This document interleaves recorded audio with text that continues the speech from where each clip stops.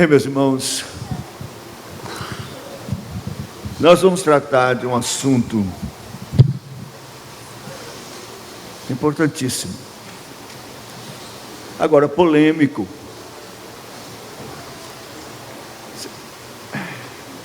É daqueles assuntos que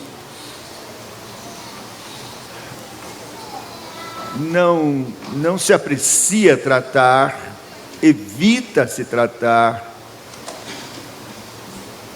em nome da unidade e do respeito que devemos ter entre as denominações. Acontece que nós estamos tratando da Igreja de Cristo e o nosso propósito é fazê-lo conforme é a verdade em Cristo Jesus, conforme a vontade de Deus revelada, a vontade do Senhor da Igreja revelada. Então, é de nossa responsabilidade tratar deste assunto com a palavra de Deus aberta. Mas não quero constranger ninguém em absoluto. É claro que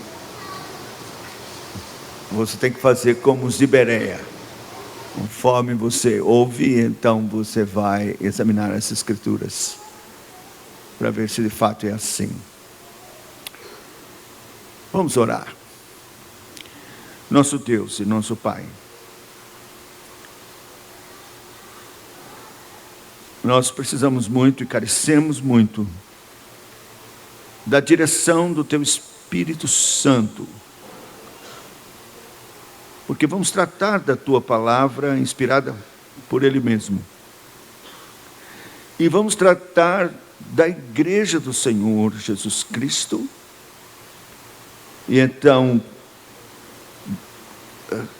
ao lidar com o que ensina a palavra de Deus sobre o governo dessa igreja, nós precisamos da luz que vem do Senhor mesmo sobre a palavra, para que possamos compreender qual é a tua vontade para a tua igreja.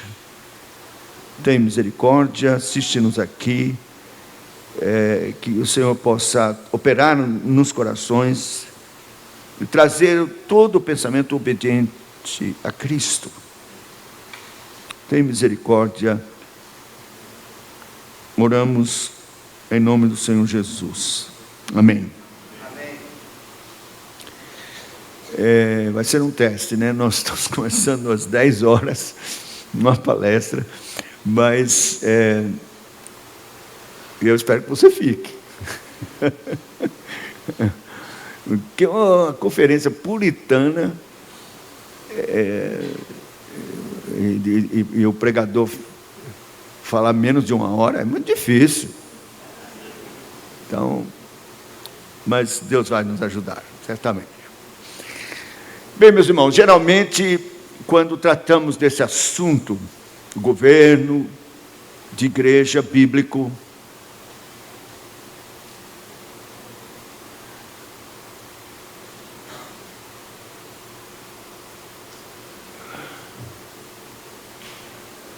geralmente se pensa assim: este não é um assunto essencial, que não vale a pena discutirmos ou tratar. Isso não é essencial à salvação. Ou então pensarmos: Deus não vai se importar de que forma a sua igreja deva ser conduzida, desde que o evangelho seja preservado, razoavelmente íntegro.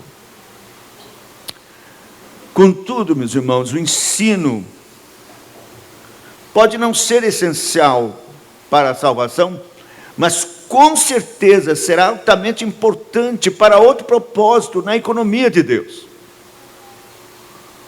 Tudo que Deus faz é perfeito e importante dentro do seu propósito,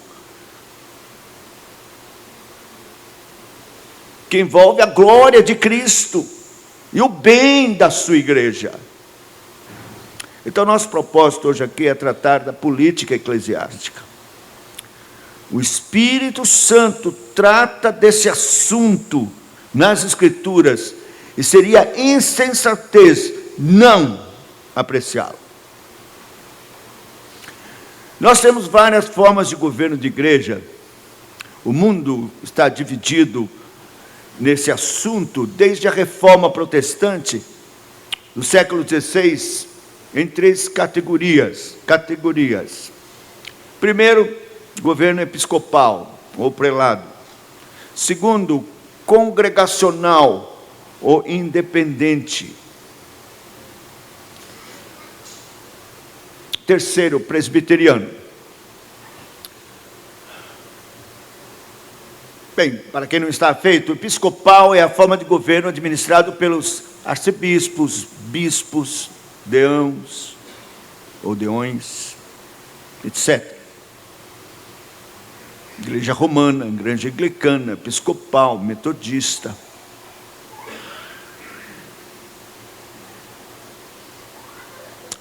O governo independente ou congregacional é a forma de governo cujo princípio distintivo é a compreensão de que cada congregação, separadamente, está sob Cristo e, portanto, não está sujeita a nenhuma jurisdição externa, qualquer que seja. Exemplo, a igreja congregacional e as igrejas batistas. Presbiteriano é a forma de governo que é regida pelos presbíteros regentes e docentes, reunidos em conselhos, presbitérios, sínodos e Assembleia Geral, ou Supremo Concílio, como é o nosso caso aqui no Brasil. Todos esses sistemas de governo diferem entre si.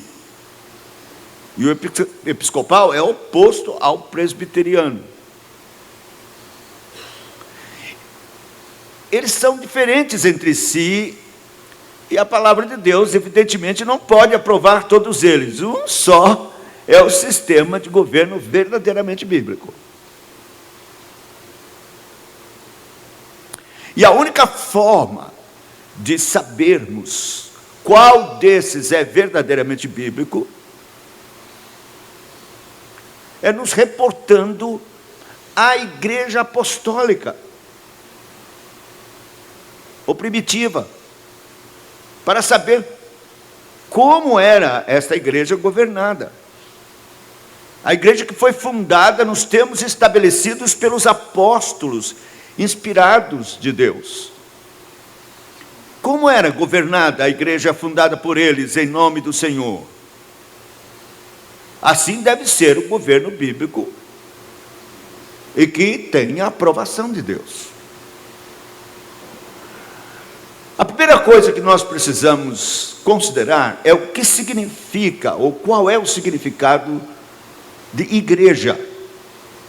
É importante definirmos isso, porque o conceito que tivermos de igreja vai determinar o sistema de governo.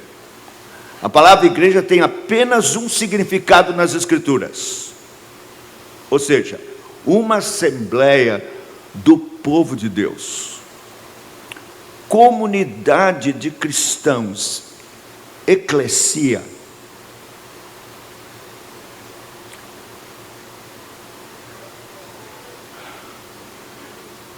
Às vezes uma comunidade de cristãos tão pequena que podia ser acomodada numa casa. Colossenses, por exemplo, Colossenses capítulo 4, versículo 15.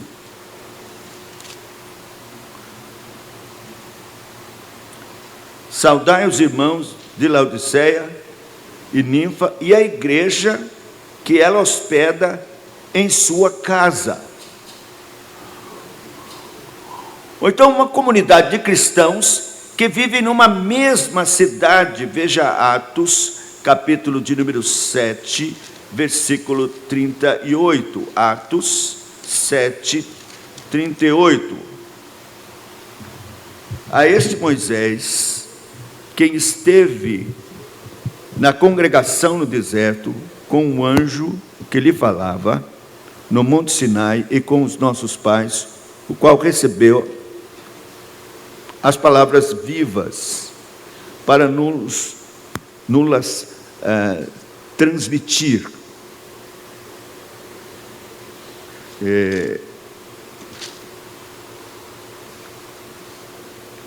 Uma congregação no deserto, num determinado local mais amplo.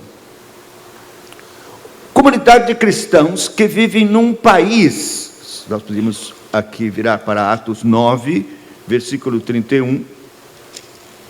A igreja, na verdade, tinha paz por toda a Judéia, Galiléia, Samaria, edificando-se e caminhando no temor do Senhor e no conforto do Espírito Santo, crescia em número. Ou ainda uma comunidade de cristãos vivendo no mundo. 1 Coríntios, capítulo de número 12, versículo 28. Há uns estabelecer Deus na igreja, primeiramente apóstolos, em segundo lugar profetas, em terceiro lugar mestres, depois operadores de milagres, depois dons de curar, socorros, governos, variedades de línguas. Essa igreja aqui não é numa casa, não é a igreja numa cidade, não é a igreja numa região, é a igreja no mundo, é a igreja do Senhor. Em toda parte, Deus distribuiu dons. Efésios 5, 25, quando o apóstolo fala do cuidado de Cristo para com sua igreja, ele diz assim: maridos, amai vossa mulher, como também Cristo amou a igreja, e a si mesmo se entregou por ela. Então é a igreja, como ouvimos aqui, católica, universal, em todos os lugares, em todos os tempos. Então vamos ao assunto específico de nosso hoje, que é o governo da igreja. A comunidade cristã na terra, ou como é mais conhecida, igreja, ela é representada nas Escrituras como sendo um reino. Foi à sua igreja que o Senhor se referiu quando disse a Pilatos, abre aspas, o meu reino não é deste mundo, João 18, 36. Ele está falando de um reino espiritual que não tem nada a ver com o que se entendia a respeito de reino estabelecido na terra, com um reino na terra, com um rei na terra. Ele é rei nos céus e reina sobre a sua igreja espiritualmente. 3 coisas implicam nisso. Um reino precisa de um rei, um governador, súditos e leis. Então, na igreja de Deus, ou no reino de Deus, o rei é Cristo, que governa. Os súditos são os crentes, e as leis são as verdades das Escrituras. Todo rei tem oficiais ou ministros debaixo de sua autoridade, que estão encarregados de executar suas leis, e que também têm autoridade de exercer justiça e de julgar. Portanto, podemos dividir um reino entre governadores e governados, ou seja, os oficiais que são encarregados do exercício da lei e aqueles cujo dever é obedecer à lei.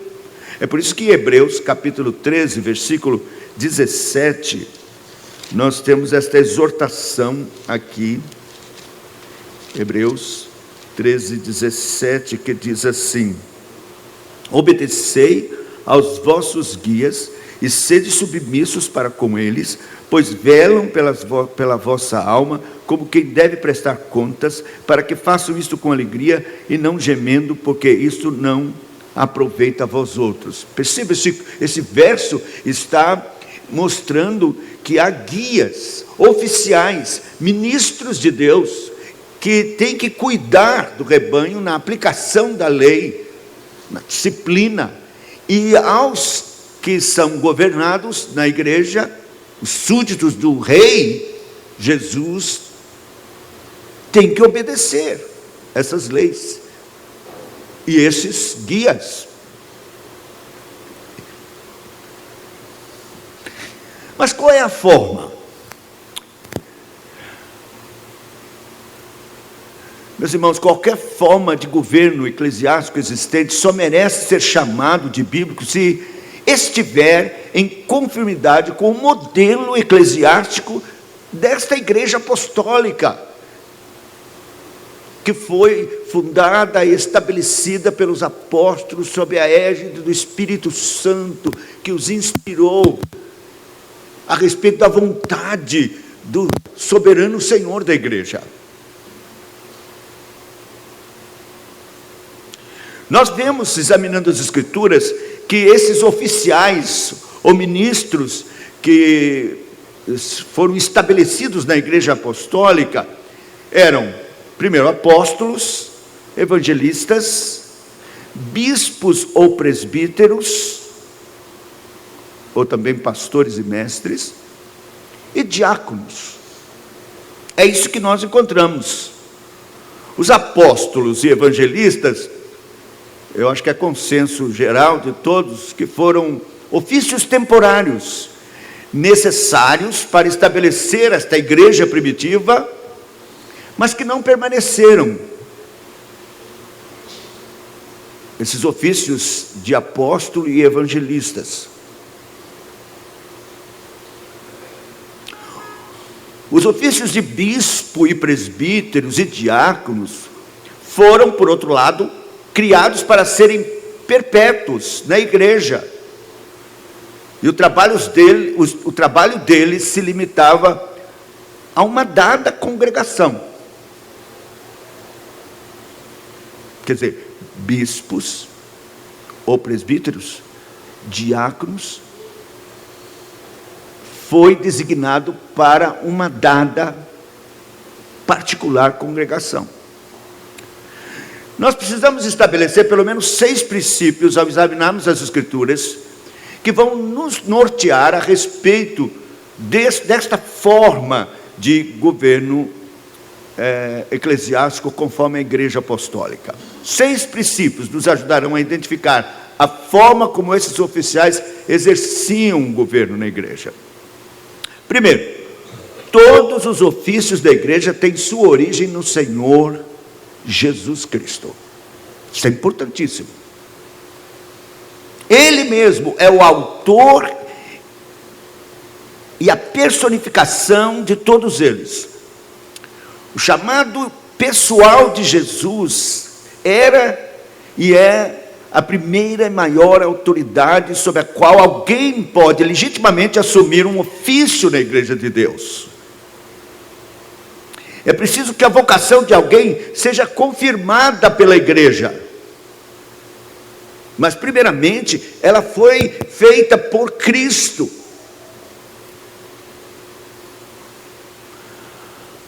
O texto de Atos, capítulo 1, é bem conhecido, foi a escolha do apóstolo, que haveria de assumir o lugar de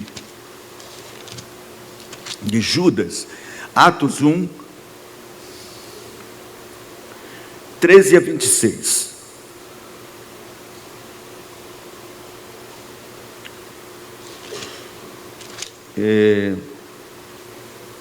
Quando ali entraram, subiram para o cenáculo, onde se reuniram Pedro, João, Tiago, André, Filipe, Tomé, Bartolomeu, Mateus, Tiago, filho de Alfeu, Simão, Zelote, Judas, filho de Tiago. Todos esses perseveravam, unânimes em oração, com as mulheres, com Maria, mãe de Jesus, e com os irmãos dele. Naqueles dias, levantou Pedro no meio dos irmãos. Ora, compunha-se a assembleia de umas 120 pessoas, e disse: irmãos, convinha que se cumprisse as escrituras que o Espírito Santo proferiu anteriormente por boca de Davi acerca de Judas, que foi o guia daqueles que prenderam a Jesus, porque ele era contado entre nós e teve parte nesse ministério. Ora, este homem adquiriu um campo com o preço da iniquidade, e precipitando-se, rompeu-se pelo meio, e todas as suas entranhas se derramaram. E isso chegou ao conhecimento de todos os habitantes de Jerusalém, de maneira que em sua própria língua esse campo era chamado Alcedama. Aceldama, isto é, campo de sangue, porque está escrito no livro dos Salmos: fique deserta a sua morada, não haja quem nela habite, e tome outro seu encargo. É necessário, pois, que dos homens que nos acompanharam todo o tempo que o Senhor Jesus andou entre nós, começando no batismo de João, até o dia em que dentre nós foi levado às alturas, um destes se torne testemunha conosco da ressurreição. Então propuseram 2, José chamado Barsabás, cognominado Justo, e Matias. E orando disseram: tu, Senhor, que conheces o coração de todos, revela-nos qual destes 2 tens escolhido para preencher a vaga neste ministério e apostolado, do qual Judas se transviou, indo para o seu próprio lugar. E os lançaram em sortes, vindo a sorte recair sobre Matias, sendo-lhe então votado lugar com os 11 apóstolos. Veja, a decisão não coube a Pedro, mas aos irmãos a quem ele havia dirigido a sua palavra. Não foi uma nomeação da parte de Pedro, mas uma escolha coletiva. Se abrimos também Atos, se você mais para frente um pouco, Atos capítulo 14, versículo 23, nós vemos assim: e promovendo-lhes em cada igreja a eleição de presbíteros, depois de orar com jejuns, os encomendaram ao Senhor, em quem haviam crido.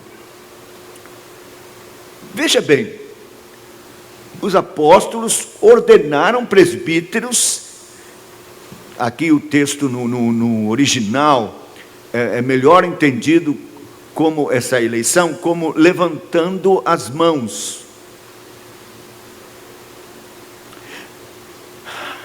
Então, percebam que houve uma participação da igreja na designação destes que foram escolhidos pelo Senhor. Na época lançando sortes, mas confirmados pelo voto comum.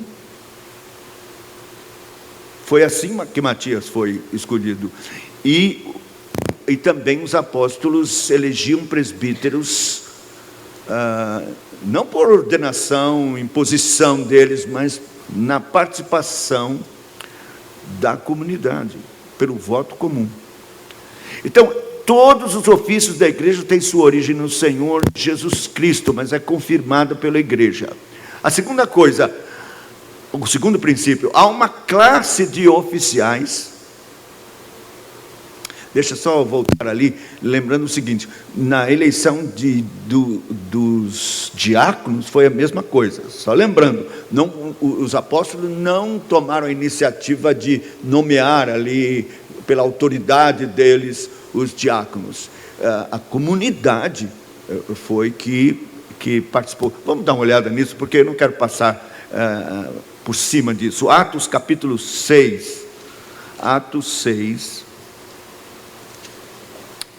Nos versos 5 a 6. O parecer agradou a toda a comunidade, e elegeram Estevão, homem cheio de fé e do Espírito Santo, Filipe, Prócoro, Nicanor, Timão, Pármenas e Nicolau, prosélito de Antioquia. Então, apresentaram-nos, quer dizer, foi efetivado pela congregação, pela multidão que estava ali, os crentes, e então depois que eles fizeram isso, elegeram, apresentaram-nos aos apóstolos, que os ordenaram impondo as mãos. Segunda coisa, há uma classe de oficiais na igreja primitiva chamada de presbíteros. A Bíblia não faz distinção entre os termos presbíteros e bispos. Claramente se observa nas Escrituras que era a mesma coisa, era o mesmo ofício, com a mesma autoridade, não há diferença. Como se bispo tivesse autoridade maior do que os presbíteros. Em absoluto, a palavra bispo no original significa supervisor. Nesse sentido, todos os presbíteros, regentes e docentes têm o mesmo ofício. O que é exigido de um é exigido de outro. Por exemplo, em Timóteo capítulo 3. Vamos lá, Timóteo 3. 1 Timóteo 3, de 1 a 3. Fiel é a palavra. Se alguém aspira ao episcopado, excelente obra almeja. É necessário, portanto, que o bispo seja irrepreensível, esposo de uma só mulher, temperante, sóbrio, modesto, hospitaleiro, apto para ensinar, não dado ao vinho, não violento, porém cordato, inimigo de contendas, não avarento. E aí vai para frente com essas características importantes do oficial da igreja. Aqui você ouviu bem, no caso, bispos.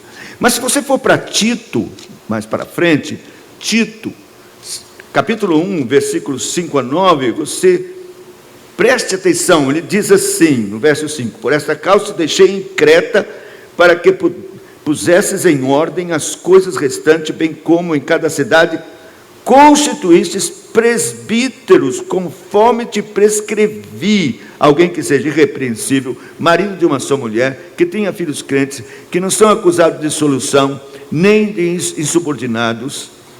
É indispensável que o bispo seja irrepreensível como dispenseiro de Deus.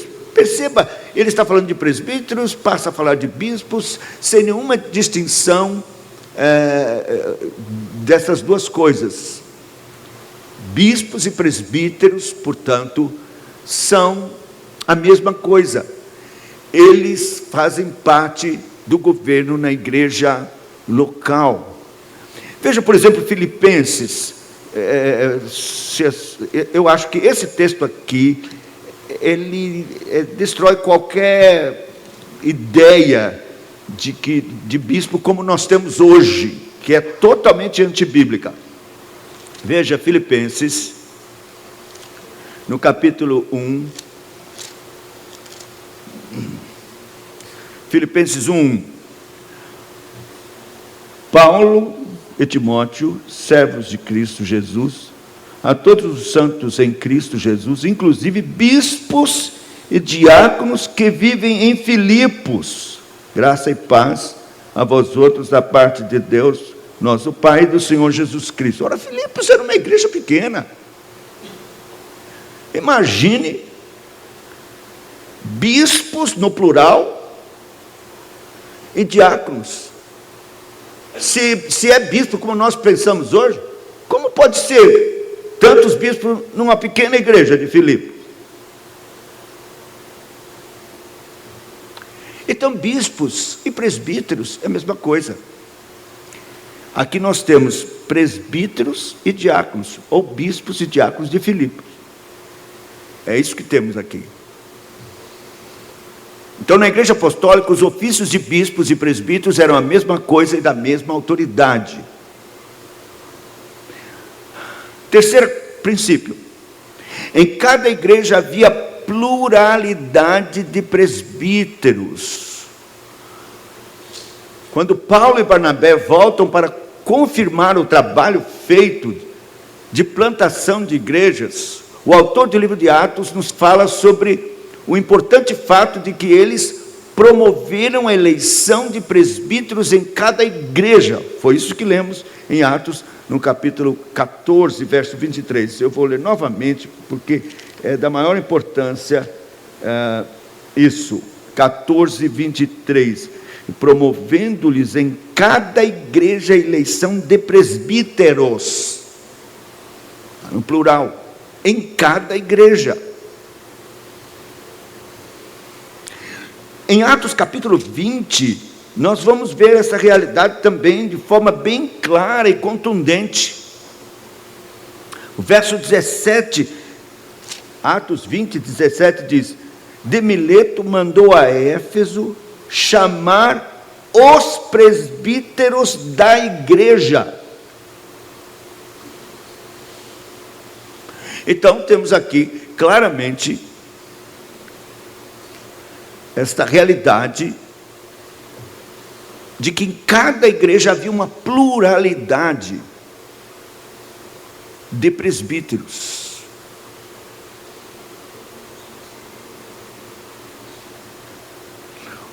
Agora, a Bíblia faz uma distinção entre presbítero e presbítero, que é o que nós compreendemos ser presbíteros docentes e presbíteros regentes. Quer dizer, uma distinção especial a presbíteros dedicados especialmente ao ensino. Veja o texto de 1 Timóteo, capítulo 5, versículo 17. 1 Timóteo 5, verso 17. Devem ser considerados merecedores de dobrados honorários os presbíteros que presidem bem, com especialidade, os que se afadigam na palavra e no ensino. E era uma coisa assim, especialíssima, que se entendia uma separação para uma dedicação específica do ensino, porque logo no seguida ele diz: pois a Escritura declara, não amordaces o boi quando pisa o trigo, e ainda, o trabalhador é digno do seu salário. Quer dizer, ele está então mostrando que estes que deixaram tudo para se dedicarem ao ensino, se afadigam nisso, devem receber por isso. Então nós temos claramente uma distinção aqui de presbíteros e presbíteros. Quer dizer, há presbíteros docentes que se dedicam inteiramente ao ensino e presbíteros regentes. Estes que se dedicam e se afadigam são merecedores de salário dobrado. É o que diz o apóstolo Paulo. Evidentemente se conclui que os demais que faziam outro tipo de trabalho, e inclusive, claro, dividiam o seu tempo no seu trabalho particular, não receberiam salário. Está evidente, portanto, no texto essa distinção. Quarto princípio: a ordenação é a designação de um homem para o ofício eclesiástico, e isso era feito pela imposição do presbitério. Vou repetir: a ordenação é a designação de um homem para o ofício eclesiástico, presbíteros ou diáconos, para o presbiterato ou diaconato. E isto era feito pela imposição de mãos do presbitério. Então a imposição de mãos, meus irmãos, na Bíblia, era usada pelos apóstolos, era usada para ordenação de oficiais na igreja. Nós vimos isso em Atos 6, que os diáconos, depois que foram eleitos, foram apresentados aos apóstolos, e eles impuseram as mãos, ordenando-os. Também em Atos do capítulo 13, nós temos uma cerimônia muito especial de ordenação do apóstolo Paulo e Barnabé para esse ofício que eles haveriam de desempenhar conforme a designação de Deus. Atos, capítulo de número 13, de 1 a 3. Veja, havia na igreja de Antioquia profetas e mestres: Barnabé, Simão, por sobrenome Níger, Lúcio de Cirene, Manaém, Colasso de Herodes, o tetrarca, e Saulo. Servindo eles ao Senhor e jejuando, disse o Espírito Santo: separai-me agora Barnabé e Saulo para a obra que os tenho chamado. Então, jejuando e orando e impondo sobre eles as mãos, os despediram. Não foi a igreja toda, não, mas esta liderança que estava aqui, por ordem do Espírito Santo, por vocação do Espírito Santo, então impuseram as mãos. Era um conselho de presbíteros que impôs as mãos sobre Paulo e Barnabé, ordenando-os para esse trabalho, esta obra. 1 Timóteo capítulo 4, versículo 4, diz assim, 1 Timóteo 4,14, desculpe. Não te faças negligente para com o dom que há em ti, o qual te foi concedido mediante profecia, com a imposição das mãos do presbitério. É a primeira vez que aparece a palavra presbitério aqui. Alguém pode dizer, não, o conselho, os presbíteros local da igreja é um presbitério. Mas, ao que parece, não foi um conselho de uma igreja que ordenou Timóteo para essa tarefa de evangelista temporário, como foi o caso dele e de outros. Ele recebeu a imposição de mãos de presbíteros que formavam um presbitério. Então,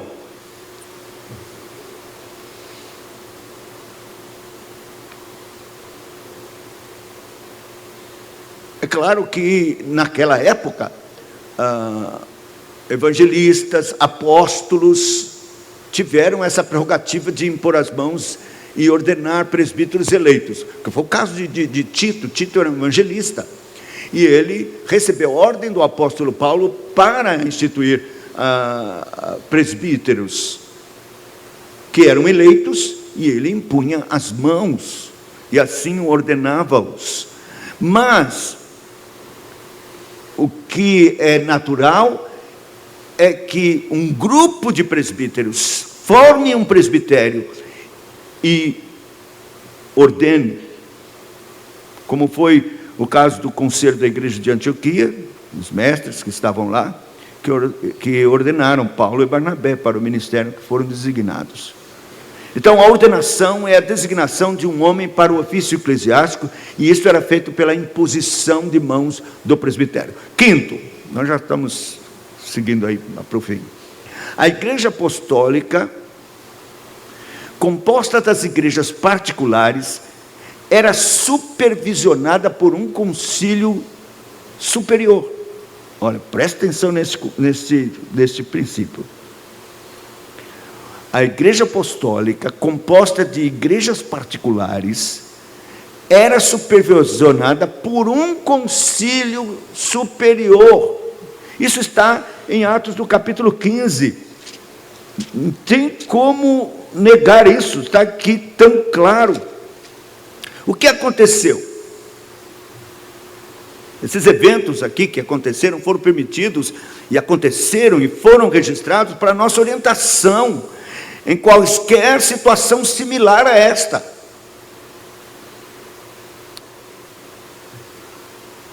Em surgindo uma questão ou problema que não possa ser resolvido no âmbito da congregação onde a situação se originou, essa questão ou problema deve ser levado à apreciação dos líderes, presbíteros da igreja reunidos num concílio, que foi o que aconteceu. Judaizantes estavam ensinando coisas perniciosas, causando problema, divisão, insatisfação nas igrejas da Ásia. E então, o apóstolo Paulo e Barnabé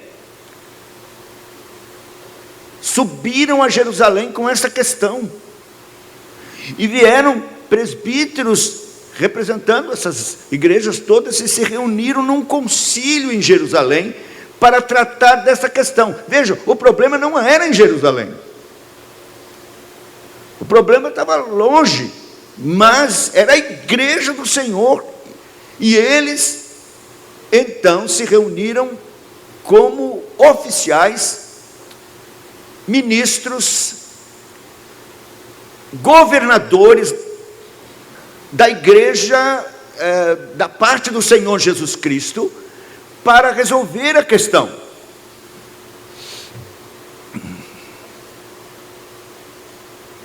Assim, chegamos à conclusão de que na igreja apostólica havia o privilégio de levar matérias à apreciação de uma assembleia de presbíteros que tem o direito de se reunir, decidir e exigir que a decisão seja obedecida. Porque foi o que aconteceu, eles escreveram uma carta. E então, representantes, uma comissão nomeada pelo concílio, foi com esta carta pessoalmente às igrejas lá, e liam na frente, olha, a decisão do concílio sobre essa questão dos judaizantes aí, é esta aqui. E liam a decisão do concílio. E os perturbadores tiveram que engolir, sair e deixar de perturbar a igreja. Porque a decisão foi... Porque eles podiam dizer, não, quem tem Jerusalém conosco aqui? Não, nós somos independentes aqui, nós somos também igreja de Cristo, não temos nada lá com que Jerusalém decide. Não, eles entenderam que o concílio reunido em Jerusalém era um concílio da igreja, que eles faziam parte, e que eles tinham autoridade dada por Deus de governar a igreja, que eles faziam parte, e assim obedeceram. Foi acatada, foi aceita.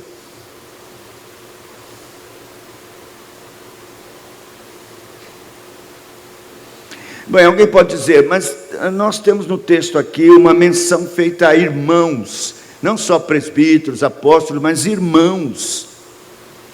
O verso de número 6 diz assim: então se reuniram os apóstolos e os presbíteros para examinar a questão. Embora esses irmãos participaram ali do concílio, veja o verso 3, enviados, pois, verso 3, enviados, pois, e até certo ponto, acompanhados pela igreja, atravessaram as províncias da Fenícia, Samaria, e narrando a conversão dos gentios, causaram grande alegria a todos os irmãos. Então havia estes irmãos que participaram do concílio, mas não foram eles que tomaram a decisão. Então se reuniram os apóstolos e os presbíteros para examinar a questão.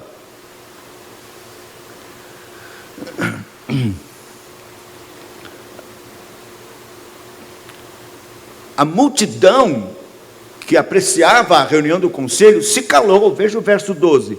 E toda a multidão silenciou, passando a ouvir Barnabé e a Saulo, que contavam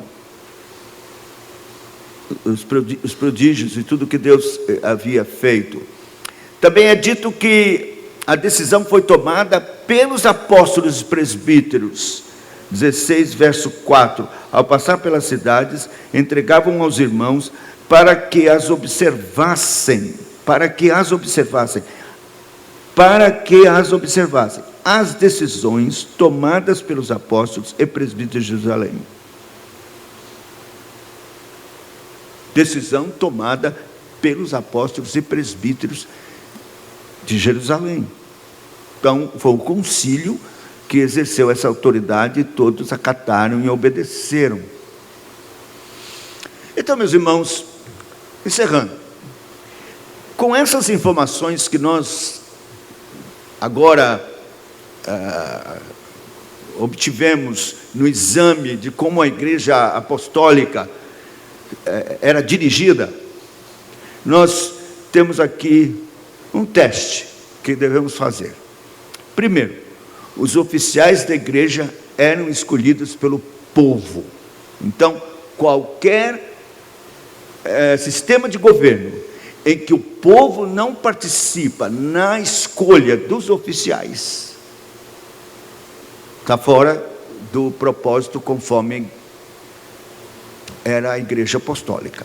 Segundo, o ofício de bispo e de presbítero era o mesmo em autoridade. Nós vimos claramente isso, que em cada igreja havia pluralidade de presbíteros e bispos, que é a mesma coisa, e diáconos. Então, numa igreja é preciso ter presbíteros e diáconos, ou bispos e diáconos. E nós já vimos que, é claro, segundo os dons que Deus concede à igreja, alguns recebem os dons de mestre ou de pastores, e se dedicam especialmente a isso, e são chamados hoje de presbíteros docentes. Terceiro, havia uma pluralidade de presbítero em cada igreja.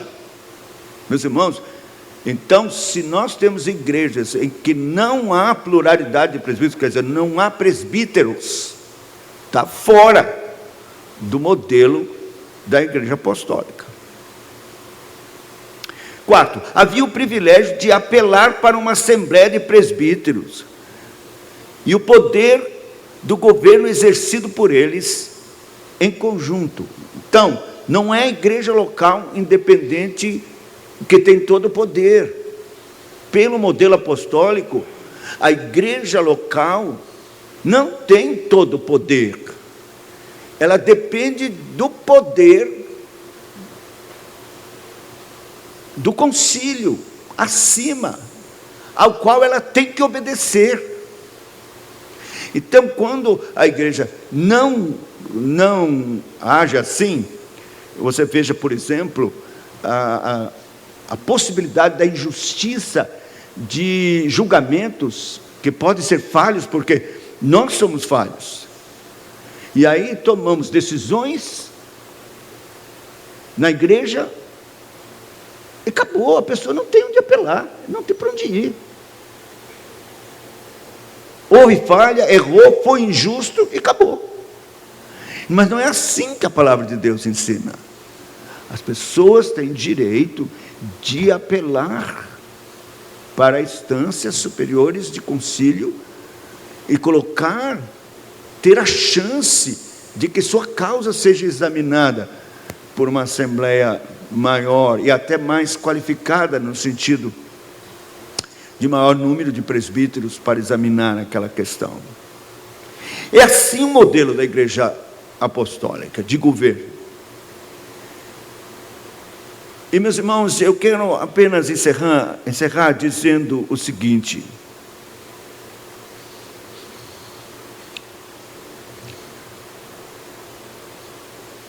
Deus não deixou nas nossas mãos a nossa vontade decidir sobre como sua igreja seria governada. Não, o governo é dele. Ele escolheu, estabeleceu como ele quer que a sua igreja seja governada, e isso está no modelo apostólico, claro, nas Escrituras. De modo que é preciso fazer um exame criterioso de como estamos administrando o governo da igreja, se é de fato de acordo com o rei, com o governador supremo, o Senhor da igreja, a cabeça do corpo.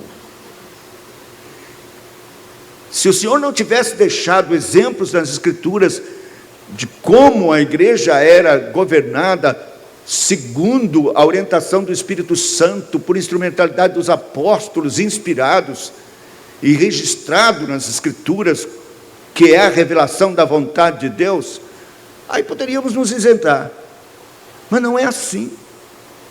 Está escrito claramente nas Escrituras. Posto isto, Eu apenas quero sugerir que nós examinemos melhor este assunto, debrucemos com mais critério, temor e tremor, já que nós estamos nos colocando nesse privilégio tão glorioso de lidar com a igreja do Senhor, e vamos prestar contas disso. É preciso então que tenhamos mais critério, oração, temor e exame sério das Escrituras quanto a este negócio. A igreja é do Senhor Jesus Cristo. Ele não abriu mão dela em absoluto, especialmente no seu governo,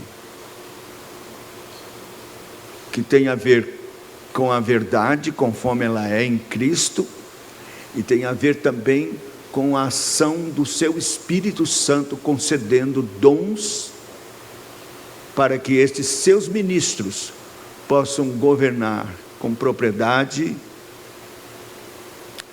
sabedoria, no poder do Espírito Santo, a igreja, a fim de que haja bem-estar, prosperidade na igreja, paz, unidade, saúde espiritual, e Cristo seja glorificado pelo testemunho abençoado, firme da igreja no mundo. Que Deus nos abençoe.